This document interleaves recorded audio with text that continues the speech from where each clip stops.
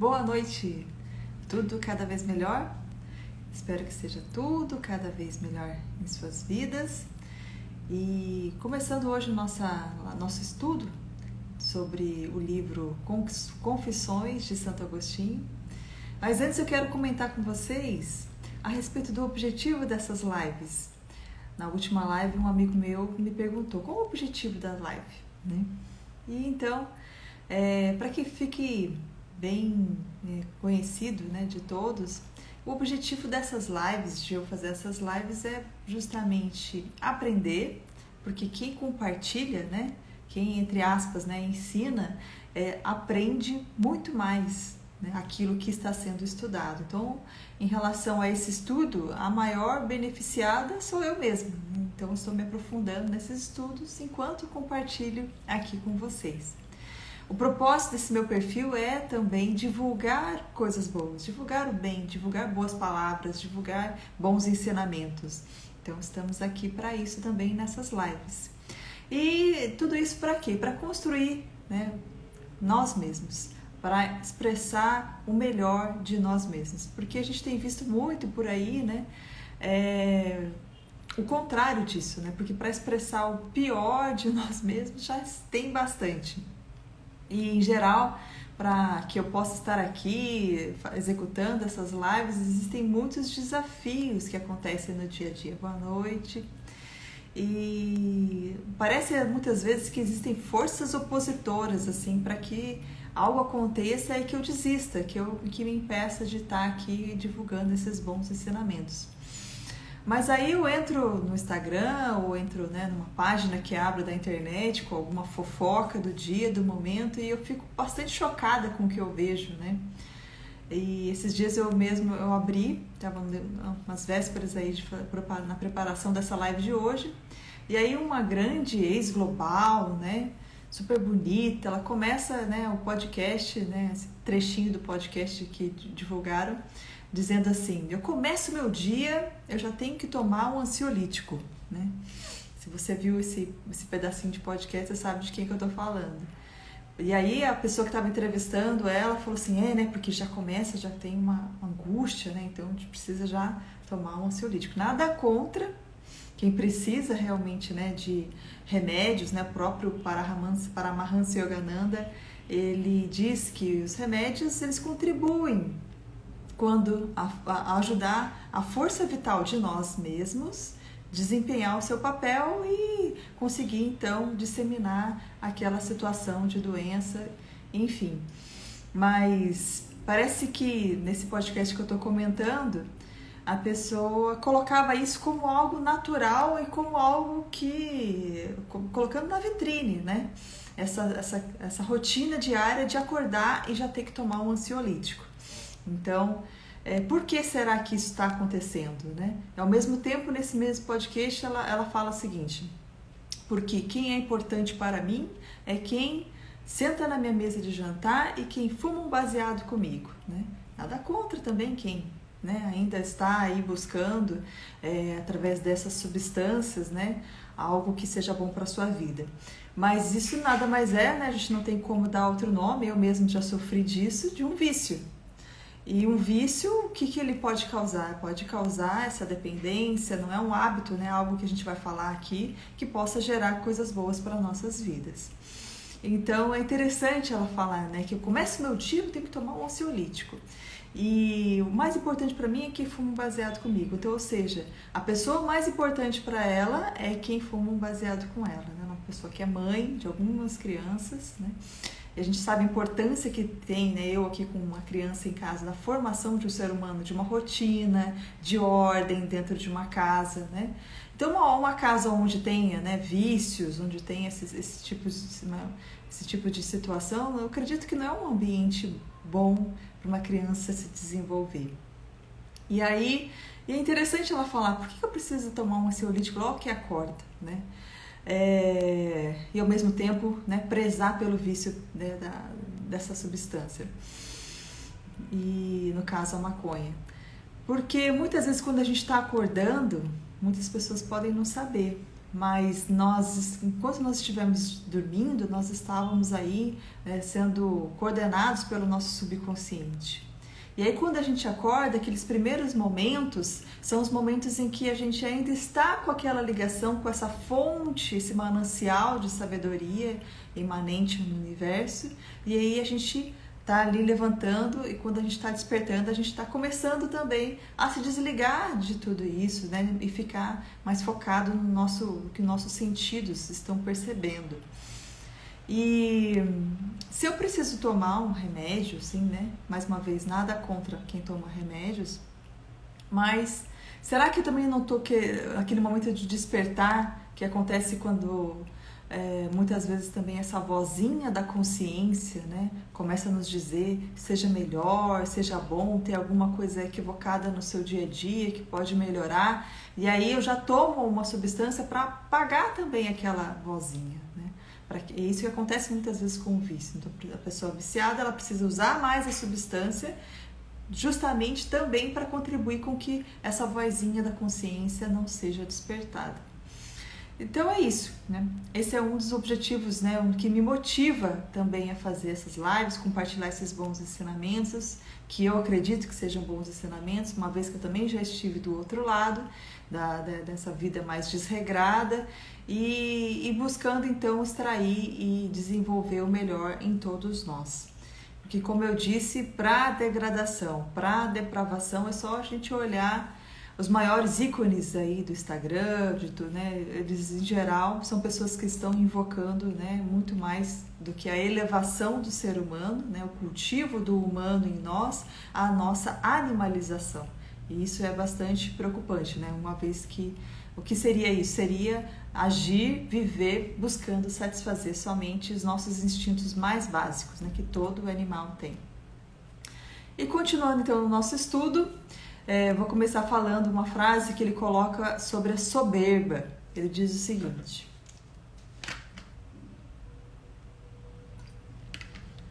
a minha soberba, né? Então a gente pode aí entender soberba com aquele sentimento de superioridade, né? Se sentir superior. Então a minha soberba, Santo Agostinho diz, deleitava-se com não ter a responsabilidade da culpa. Era este o pecado o tanto mais difícil de curar, quanto eu menos pecador me julgava. Então, essa soberba, esse sentimento de superioridade, né, que muitas vezes a gente vê também nessas figuras que estão aí colocando os seus vícios na vitrine, né, com o sentimento de superioridade, de quase que uma arrogância, né? Então, minha soberba deleitava-se em não ter responsabilidades de culpa. Era este o pecado tanto mais difícil de curar, quanto menos pecador eu me julgava. Então, muitas vezes, em diversas correntes, né, busca-se eliminar a ideia de pecado. Mas aí vai colocar o quê? Né? Claro, nós vamos falar sobre isso aqui também. O mal não tem existência verdadeira, ele é só né, afastamento do bem nesse momento, mas o bem está ali, ele que é o absoluto, a natureza divina. Mas o pecado, ele precisa ser enxergado, é isso que a gente está querendo se referir aqui, para que, né, a soberba não esteja aí tentando, né, com seu sentimento de superioridade, afogar esse sentimento de culpa que vai fazer com que seja percebido o que precisa ser percebido. Então, preferir, né, continuando, ele diz assim, que fosseis, né, tá falando com Deus, derrotado em mim para minha ruína, do que ser vencido por vós para minha salvação. Então, ele preferia que essa voz da consciência, a sua natureza divina que o impelia a ser melhor, fosse vencido dentro dele, né, ao invés de que ele mesmo fosse vencido por Deus, por essa força maior, para a sua própria salvação. Então, como eu disse, primeiro a necessidade de reconhecer o que está errado, reconhecer o vício, para ter a chance de nos corrigirmos, né? Diz que isso é das premissas básicas, né, dessas reuniões aí de narcóticos anônimos. A pessoa precisa se apresentar primeiro reconhecendo, eu sou um viciado, né, para que ela possa então conseguir enxergar isso, ter consciência disso e se livrar desse vício, conseguir sair dessa questão. E o vício necessariamente não precisa ser só em drogas, né? Mas podem ser sexo, em comida, em qualquer outro tipo de drogas lícitas, né? Também. Tudo que leva esse hábito que não vai gerar mais vida, que foi o que a gente estudou na última live, né? Um hábito ruim. Continuando, ele fala o seguinte: o homem foi criado por vós, a vossa imagem. E também nós já falamos sobre isso. O que é essa vossa imagem? O que é essa imagem e semelhança? É a nossa substância espiritual. Segundo a filosofia de Platão, essa ideia da qual nós fomos criados, essa ideia ideal, essa fonte de todo bem, onde tudo é perfeito. É daí que é a nossa origem. Mas quando a gente foca no materialismo, o materialismo em si é aonde então, da onde nascem todos os equívocos, todas as mazelas, as loucuras da humanidade. Quando a gente deixa de se perceber como ser substância espiritual, como substância ideal, elevada, e passa a se perceber só como corpo carnal. Então eu tenho que correr para satisfazer ao máximo esse corpo carnal que um dia vai acabar se extinguindo. E dessa minha corrida não vai sobrar nada. Aí ele fala sobre o vício, né, dizendo: imerso no vício e cego, não podia pensar na luz da virtude e da beleza, que os olhos da carne não veem, e só o íntimo da alma distingue. Então, enquanto imerso no vício, cego, não tem como conseguir com os olhos da carne enxergar, né, a beleza, enxergar a virtude. Não se enxerga nada, né, nem um palmo na frente da mão, porque isso só pode ser distinguido pela alma. A alma que então consegue se conectar com algo mais elevado, enquanto que o vício, né, acaba cegando essa possibilidade de enxergar a virtude, de enxergar a beleza. E os caminhos tortuosos, ele fala o seguinte: ó caminhos tortuosos, ai da alma audaciosa que se afastou de vós, na esperança de possuir um bem melhor. Quer se vire, quer se revire para trás, se volte para todos os lados ou para adiante, tudo lhe é duro.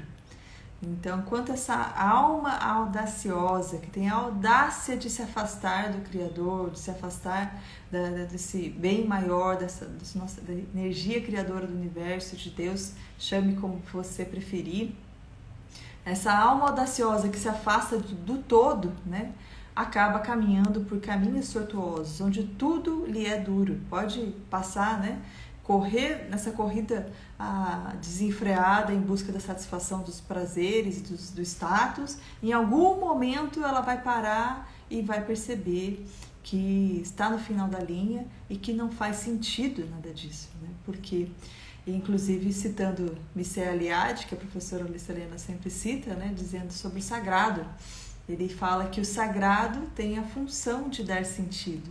Então, quando tudo não tem mais sentido, quando muitas pessoas ficam buscando um sentido para a vida, é porque elas estão longe do sagrado. Elas tiveram essa audácia de, então, se afastar do todo, a energia criadora do universo, buscando algum bem melhor, quando, na verdade, para onde quer que ela vá, tudo lhe é duro nessa situação. E aí ele começa então também a buscar a sua própria concepção a respeito de Deus, né? E aí ele chega a algumas conclusões. Então, nessa busca da verdade, ele diz o seguinte: Deus é aquele que é incorruptível, inviolável e imutável. Então, aquilo que pode se corromper, ele chega a essa conclusão, é inferior ao incorruptível. O imutável é melhor do que aquilo que é suscetível de mudança. Então, a gente pode refletir em relação a nós mesmos. Se nós estamos buscando Deus, observar então por esse parâmetro. A gente está buscando naquilo que é incorruptível, que é inviolável, que é imutável, ou seja, eterno, né? Não tem como mudar. Ou nós estamos, né, buscando em coisas que são efêmeras, passageiras, corruptíveis. O nosso foco está aí. Então, tudo aquilo que é imutável é melhor do que aquilo que é suscetível de mudança. Então, prestar atenção naquilo que nós estamos buscando no nosso dia a dia, nossos objetivos de vida, né? Se nós estamos mais focando naquilo que, no final das contas, é suscetível à mudança e vai mudar. Continuando ali essa reflexão, então, ou seja, a virtude, ela é imutável, é o que acaba ficando, né? Tudo que a gente conquista em relação à virtude é algo que se perpetua, é algo que tem um quê de eternidade. Então, as virtudes que nós já estudamos aqui, né, no estudo, numa live passada sobre o estoicismo, então falando sobre a prudência de ter melhores escolhas, a justiça de dar aquilo a todos aquilo que lhe é próprio, a fortaleza, a força, né, de se manter firme, e a temperança também tem a ver com a prudência em relação às nossas escolhas, mas aí as escolhas em relação a ser equilibrado em relação aos nossos prazeres e no comer, no beber e nos prazeres da carne. Então, buscar exercer essas virtudes no nosso dia a dia. E agora a gente vai fazer uma pequena reflexão sobre hábitos, né? Algo que eu estava pensando esses dias. Um hábito, em geral, é uma rotina também, né? Que a gente acaba executando pela força do hábito. E aí, se a gente for pensar bem, esse hábito que nós temos hoje vai impactar, né? Isso que a gente tem hoje no nosso presente, nós estamos construindo também o nosso futuro, a nossa velhice. Então, aonde esses hábitos que eu tenho hoje, essa minha rotina diária, vai me levar, né, lá na minha velhice? O que a gente pode fazer em relação à nossa rotina para ter mais saúde mental, corporal e ter mais relação também com o nosso espírito? Quais são as atividades que nós fazemos nos nossos horários livres? Isso é bastante interessante, porque um dia a gente vai parar de trabalhar, né, no trabalho que a gente faz. Às vezes não vai ser mais necessário, às vezes não vai ser mais possível executar, por mais que a gente ame aquele trabalho. Qual que a gente faz no horário livre? Eu acredito que é isso que a gente vai acabar buscando executar mais, né? Por exemplo, minha avó, que faleceu com 94 anos, ela tinha por hábito, além de todos os afazeres dela lá, ao longo da vida desenvolveu o hábito de fazer crochê. Eu acredito que seja um bom hábito, né? Ela tem várias peças, eu mesmo tenho uma peça dela em casa que tem uma lembrança de algo que minha própria avó fez, né? E ela sempre teve esse hábito, né? Até os seus últimos anos, sempre estava lá com o seu crochê. E se você não tem nenhum hábito, você vai passar o resto da vida, né, na sua velhice fazendo o quê? Assistindo televisão, né? Dependendo das pessoas. Então, por isso é necessário a gente, no presente, olhar para os nossos hábitos alimentares, se a gente toma água, o que a gente está se alimentando, se a gente faz a nossa própria comida, né? Se a gente tem essa independência de fazer a nossa própria comida, se nós estamos buscando fazer exercícios físicos, exercícios mentais, né? E cuidando então da nossa mente, do nosso corpo e buscando nos conectarmos com o nosso espírito. Refletimos então sobre hábitos. Agora, uma pequena frase aqui onde Agostinho fala sobre o coração. Ele diz: o meu coração clamava com violência contra todos os meus fantasmas. Então, a gente pode entender aqui o coração como aquele centro da consciência, que estava ali clamando com violência contra todos aqueles fantasmas que estavam ali assombrando a sua vida.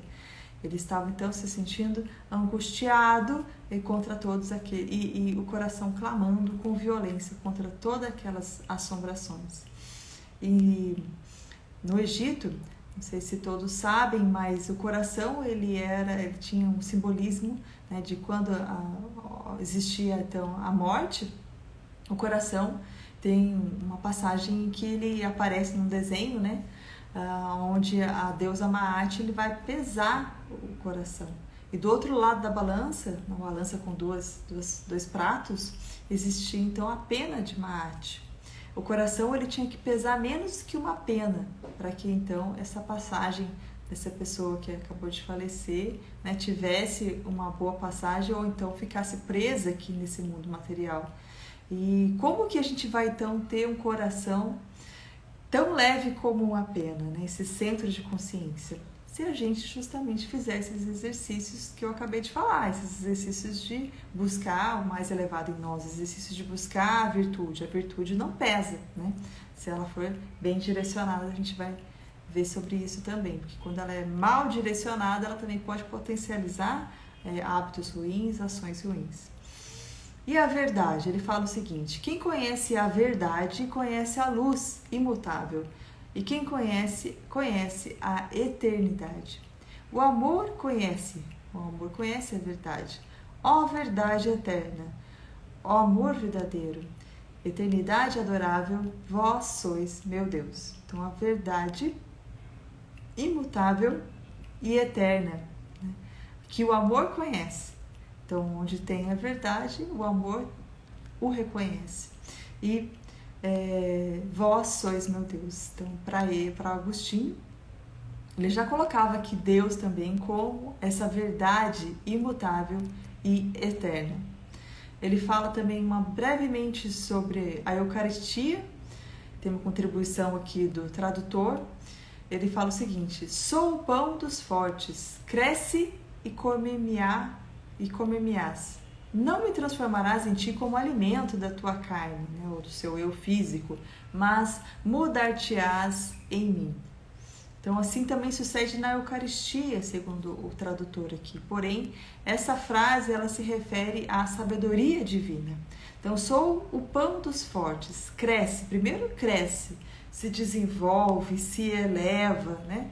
E quando nós tomarmos desse pão, não estamos tomando um simples alimento para a nossa carne, para o nosso físico, mas sim a sabedoria divina. Estamos, por esse ato simbólico, tendo contato com a sabedoria divina, buscando se conectar à sabedoria divina, e então nós não estamos alimentando o nosso corpo físico, mas ao mesmo tempo estamos mudando-nos, né, e nos transformando então mais próximos de Deus, nos nossos pensamentos, sentimentos e atos. E aí ele também estava, durante a sua busca, né, ele buscou entender sobre o mal, né? Então, problematizando o mal, ele encontrou a perfeição das criaturas. Então ele diz o seguinte: se não fosse boa, não poderia corromper-se. Então, uma vez que é boa, que a origem é boa, aquele ideal que falei no início da live, então tem a possibilidade de se corromper. Então, a nossa natureza divina está lá, inata, perfeita, intacta, mas ela tem essa possibilidade de se corromper, e a gente vai ver por quê. Então ele continua dizendo: criaste boas todas as coisas, não existe nenhuma substância que vós não criastes. Então tudo, né, foi criado por aquele ideal bom, né, e tudo foi criado por essa mesma energia criadora. Não existe nenhuma substância que não foi criada por essa energia. E ele continua dizendo: procurei o que era maldade e não encontrei. Não encontrei nenhuma substância, mas sim uma perfeição da vontade desviada da substância suprema, ou seja, de vós, ó Deus. Então ele procurou o que era maldade, mas não encontrou nenhuma substância, mas sim uma perversão da vontade desviada da substância suprema de vós, ó Deus. Então, como eu disse, só existe, né, essa natureza divina, essa perfeição suprema. Mas a vontade, que é uma das nossas principais potências, a nossa vontade, que pode então nos ligar a Deus. Para quem lembra das primeiras lives desse estudo, Santo Agostinho coloca a Trindade, Deus, Filho e Espírito Santo, coloca Deus relacionado à memória, o Filho relacionado à verdade, à razão, e a vontade relacionada ao Espírito Santo. Então, quando a vontade, né, que é essa potência máxima, ela é pervertida, desviada da substância suprema, aí está o mal. Então, mais uma vez, só existe Deus e o que vem de Deus. Mas a virtude, como eu falei, ela pode potencializar um ato, tanto seja ele bom ou seja ele mau. Então, como a gente vê aí, um exemplo que a professora Lucilena sempre dá. O crime organizado, ele é potente porque ele é organizado. E organização é uma virtude, mas ela pode ser usada para algo ruim, para, né, potencializar uma ação ruim. Então, Santo Agostinho procurou a maldade, mas não encontrou nenhuma substância. O que ele encontrou foi uma perversão da vontade, essa nossa potência máxima, desviada da substância suprema de vós, ó Deus. Então ele vai concluindo, né, dizendo: as vossas perfeições invisíveis se podem tornar compreensíveis desde o princípio do mundo por meio das coisas criadas, bem como o eterno poder e a vossa divindade. Isso ele extrai de Romanos, capítulo 1, versículo 20. Então, as vossas perfeições invisíveis estão aí, né? Compreensíveis desde o princípio, por meio de tudo que foi criado. Está aí a vossa perfeição, para quem quiser ver desde o princípio. Para quem quiser ver, para quem quiser contemplar e para quem quiser reconhecer as perfeições. Buscando, ele continua, buscando, pois, o motivo por que aprovara a beleza dos corpos, quer celestes, quer terrenos, e que coisa me tornava capaz de julgar e dizer corretamente dos seres mutáveis. Isto deve ser assim, aquilo não deve ser assim. Descobri a imutável e verdadeira eternidade por cima da minha inteligência sujeita à mudança. Então, ele estava buscando o motivo, né? Porque ele então aprovar os seres, né? Como belos, sejam eles celestes, sejam eles terrenos, e que aquilo que pudesse fazer com que ele se tornasse tão capaz de julgar, isso deve ser assim, isso não deve ser assim, ele encontrou isso, essa possibilidade na imutabilidade, na verdadeira eternidade. Então, se a gente se focar no que é eterno, no que é imutável, no que é incorruptível, a gente é capaz de dizer, isso deve ser assim, isso não deve ser assim. Né? Uma vez que nós temos essa base no que é eterno, no que é imutável, nós estamos pisando nessa base bem firme e não estamos pisando em cima de narrativas, em cima de ideias, né? Palavras aleatoriamente utilizadas para satisfazer muitas vezes essa culpa, esse vício que a gente falou no início da live. Então, continuando mais um pouquinho sobre hábitos, né? Ele fala sobre a luxúria. A luxúria provém da vontade perversa. Essa luxúria, essa busca desmedida por prazeres sexuais, né? A luxúria provém da vontade perversa, enquanto serve a luxúria, contrai-se o hábito. E se não se resiste a um hábito, origina-se uma necessidade. Estava lembrando, esses dias eu vi um vídeo de um grande expoente da Índia, não sei se vocês conhecem, Sadhguru, e ele falando, né, que as pessoas dizem para ele que 80% da internet é pornografia e que ele tenta não acreditar nisso, mas as pessoas dizem para ele que 80% da internet é pornografia. E se a gente for ver os maiores expoentes aqui, né, do próprio Instagram, enfim, a gente vai ver que sempre vai ter um corpo, sempre vai ter uma parte do corpo específica, né, enfim. E aqui ele está falando sobre hábitos e relacionado também à luxúria. Então, a luxúria provém da vontade perversa, aquela vontade que se desviou da vontade suprema. E enquanto se serve a luxúria, contrai-se um hábito. E daí, quando não se resiste mais a um hábito, origina-se então uma necessidade. A pessoa acaba buscando isso como uma necessidade para a sua vida, vendo, né, nesse hábito ruim uma necessidade para a sua vida. Aí a coisa fica bem complicada, porque praticamente a pessoa se escraviza nesse vício e fica aí presa nisso. Continuando, ele diz: assim, duas vontades, uma carnal e uma espiritual, batalhavam mutuamente em mim, discordando, dilaceravam-me a alma. Então, assim, duas vontades, uma carnal e uma espiritual, batalhavam mutuamente em mim, discordando, dilaceravam-me a alma. Assim também a gente pode pensar em qual vontade nós estamos servindo, estamos alimentando, como já falamos aqui anteriormente, né? Fortalecendo. Nós estamos buscando nos distrair, né? Ou estamos buscando nos elevar. E aí ele fala o seguinte: encontrando a minha iniquidade, a odiar-se. Isso está, então, também uma frase bíblica. Encontrando a minha iniquidade, a odiar-se. Conhecia, né? Ele conhecia a iniquidade dele mesmo, mas fingia que não havia, procurando esquecê-la. Então, muitas vezes é isso que acontece, principalmente nesses hábitos ruins. Né, quem já passou por vícios como eu já passei, a gente vai tentando, né, não enxergar o que está errado, tentando fingir, né, tentando esquecer, e muitas vezes as substâncias utilizadas, os hábitos ruins também contribuem para esse esquecimento, para se perder ainda mais nesse hábito ruim, nesse vício. Então, muitas vezes nós estamos também nos distraindo do nosso foco principal, né? Buscando mudar as leis do mundo para que a gente possa adequar, né, a perfeição, a gente possa adequar a depravação, para que a gente possa adequar, né, os vícios. Então vamos liberar a lei contra as drogas, para que assim todo mundo possa usar livremente, né? Então estou buscando nos distrair do nosso foco. Esse não é o nosso foco, nos drogarmos cada vez mais, né?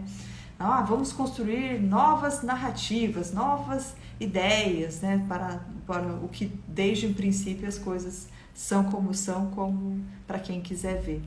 Então, ao invés disso, ao invés de ficar aí nós nos distraindo, buscando mudar as leis existentes, né, para construir novas ideias, novas narrativas, por que a gente não busca, então, nos conhecermos melhor, buscarmos esse bem maior dentro de nós e, assim, buscarmos a evolução, que estamos aqui para isso, né? Disso se trata.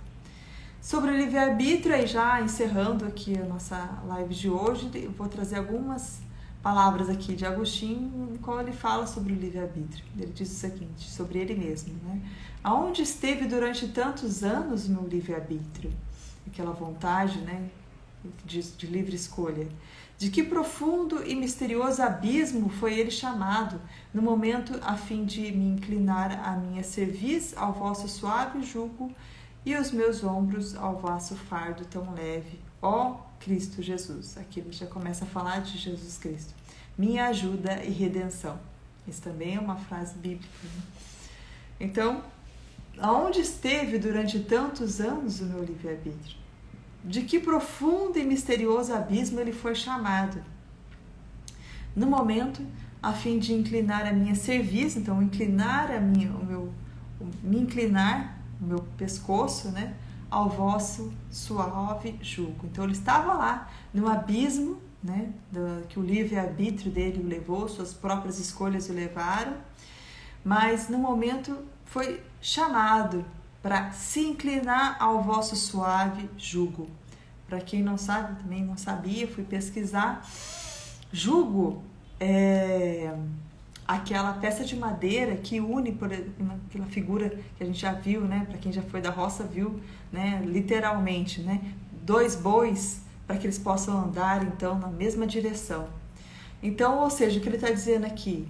Inclinar a minha cerviz, né, onde fica justamente o jugo, né, aquela peça de madeira, ao vosso suave jugo. Então, ou seja, ainda tem jugo, ainda tem direcionamento, mas é suave, né?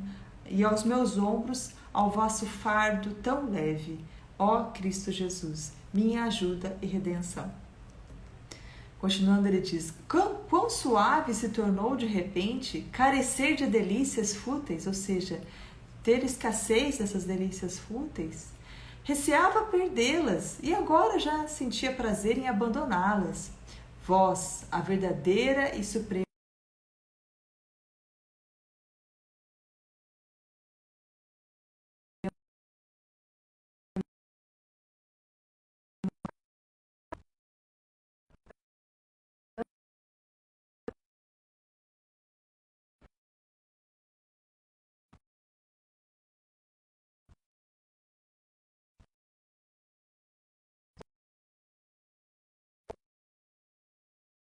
vós as afastáveis de mim, em vez delas entráveis.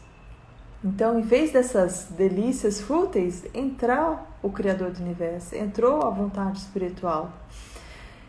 Mais doce que todo prazer, mas não para a carne e o sangue, mais resplandecente que toda a luz, mais oculto que todo segredo, mais sublime que toda honra, mas não para aqueles que se exaltam em si mesmos. Então, mais sublime que toda honra, mas essa honra não é aquela honra daquele que se exalta para si mesmo, mas para aquele que a tudo dá glória, né?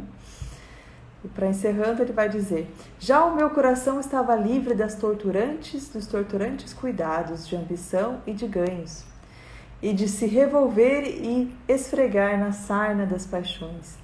Entretinha-me em conversa convosco, minha claridade, minha riqueza, minha salvação, Senhor, meu Deus.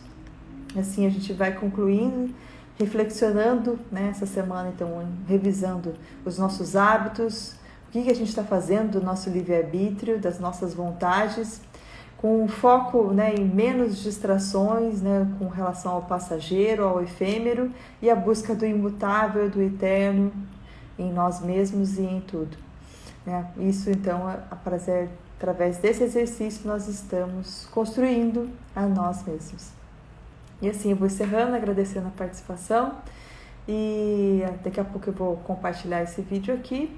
Peço que você curta, compartilhe, comente o que você mais gostou e salve para você também. Fica com Deus, até o próximo vídeo.